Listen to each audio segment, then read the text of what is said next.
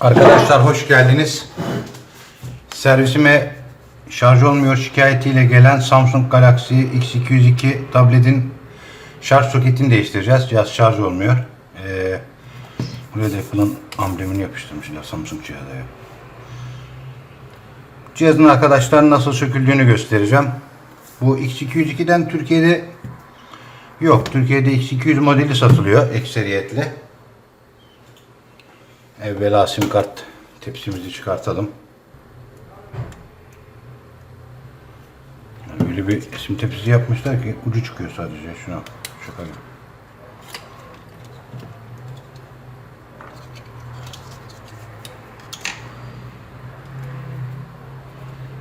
Arkadaşlar teknik ekipman olarak hani bunu evde ben kendi başıma çatal kaşıkla sökerim diyorsanız hiç o risklere girmeyin.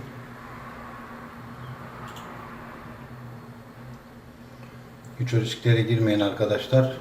Önden sökülüyor çünkü bu model. Yani tamamıyla risk size ait. Bazen müşteriler işte fiyat veriyorum ekrana mesela. Ben evde hallederim diyorlar. Alıyor cihazı. Pin takacak, ekranı da kırıp geri geliyor.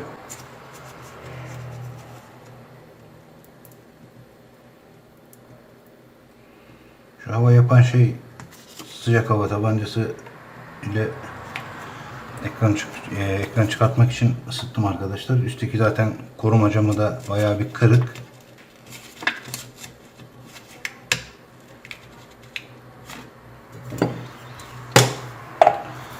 Balata spreyi kullanıyorum ben, kontak sprey. Hani böyle şeyleri de kullanacaksanız koklata koklata kullanın ki arkadaşlar.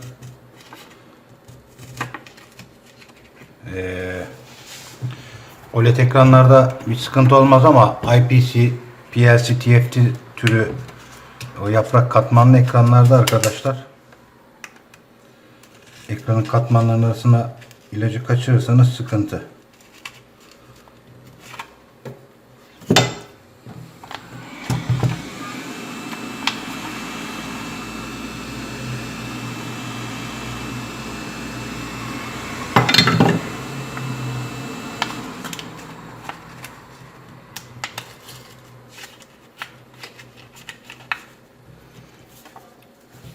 Ekranın kasaya monteli olduğu alan arkadaşlar çok dar bir alan. Alıp da bunu işte buralara kadar sokmayın. Ekran zarar görür. Yani birkaç milim girerseniz zaten ekran kendini atıyor. Bu Falcon 530 dediğimiz benim şu an onun muadili başka bir markanın ürünü. Spreyi kullanarak arkadaşlar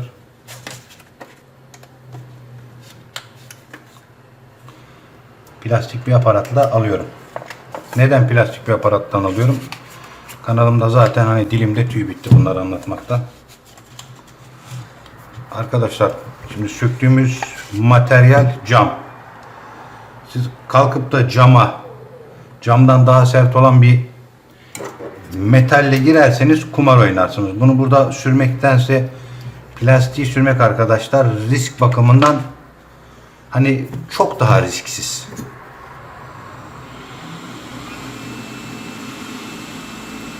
...140 derecede çok hafif şöyle bir 3-5 saniye tutaraktan arkadaşlar sadece şurada kartın plastik aparatımın yürüyeceği kadar yer açıyorum.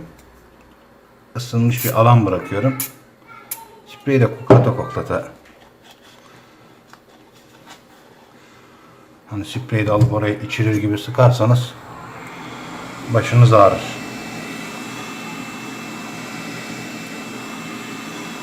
Cihaz X202 modeli sim kartlı olan. Türkiye'de bunların X200'ü var arkadaşlar. Sim kartsız modeli var. Açıkçası bu X202 bana ilk defa geldi. X200 hani ekranda taktım, sokette taktım. Tamire bayağı aldım da bu X202 sim kartlı modeli bana ilk defa geldi, denk geldi. Bilmiyorum, piyasada yaygın da olabilir.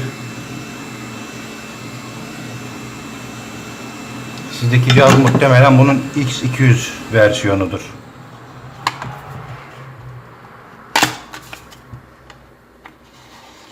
Şimdi bütün katmanlarda arkadaşlar sonuna kadar gidiyorum ki üstteki cam da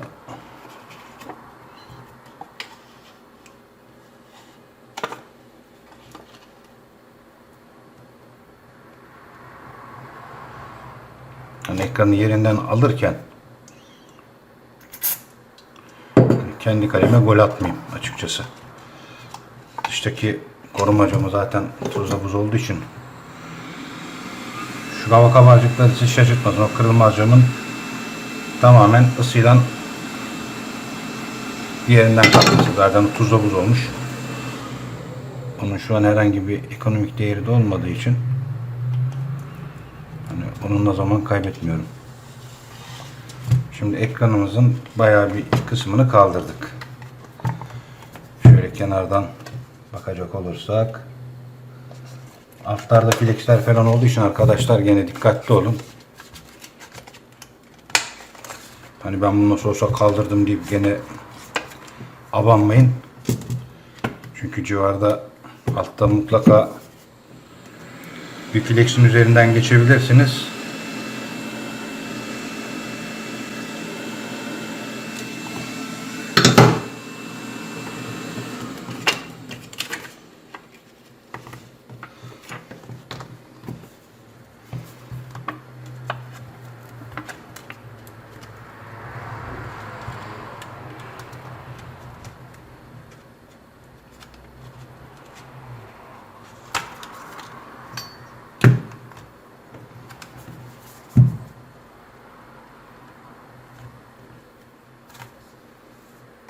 Bakın flexi görüyor musunuz arkadaşlar?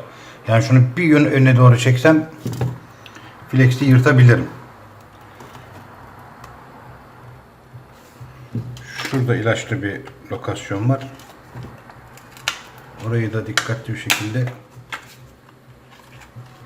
almamız lazım.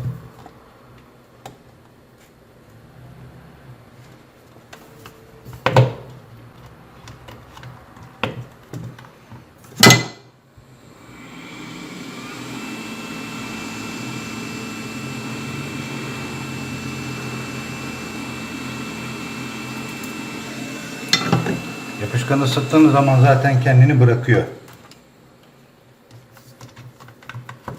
Altını da göstereceğim size arkadaşlar. Şu şekilde aldınız ya arkadaşlar. Bakın flexi şöyle katladığınız zaman zaten her şey meydanda. Bizim orada gözüküyor mu? Orayı da kontrol edeyim de. Hedefimiz burada arkadaşlar. Şarj kartı. Modül değişecek. Tabi ona ulaşmak için ekranı buradan almamız lazım. Biz ekranımızı atlattık. Şuradan ekranın kafesini alıyorum. Ekranımızı önce bir kurtaralım. Evet. Ekranımızı aldık. Herhangi bir yırttığımız, kopumuz gözükmüyor. Bunun X200 versiyonunda arkadaşlar flexi bu şekilde değil. Flex demonte, flexi de ayrıyeten alabiliyorsunuz. Şimdi altını açıp bakmayacağım. Zaten bu yekpare direkt dokunmatiğe giren bir materyal. Şuraları temizleyeceğiz tabi, orayla işimiz yok. Ön selfie kamerasına dikkat edin. Ben camı çekerken şeyin altından geçirdim. Orada bir aslında dikkatsizlik de yaptığım gibi ama hani çok düşük bir dikkatsizlik. Pili her zaman boş alın arkadaşlar. Arkadaşlar şarj soketini değiştirdim kart olarak. Bu arada kusura bakmayın, ben X202 X202 deyip durdum ama cihazın modeli X210'du. Ben de hiç fark etmedim konuşurken. Cihazımız hazır arkadaşlar. Şarj soketini, kart komponenti komple değiştirdik.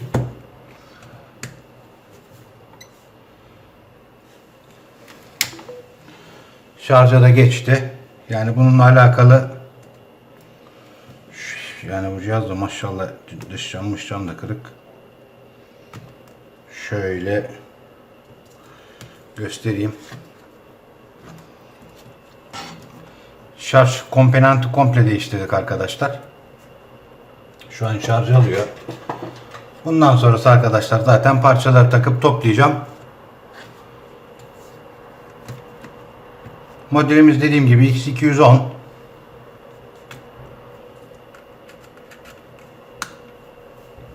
Video aslında nasıl sökülür konusunu işleyen bir videoydu. Ama artık ne oldu? İşte şarj soketi değişimine varıncaya kadar çalışma yapmış olduk. İzlediğiniz için teşekkür ediyorum arkadaşlar. Bir sonraki videoda görüşmek üzere. Kendinize çok iyi bakın.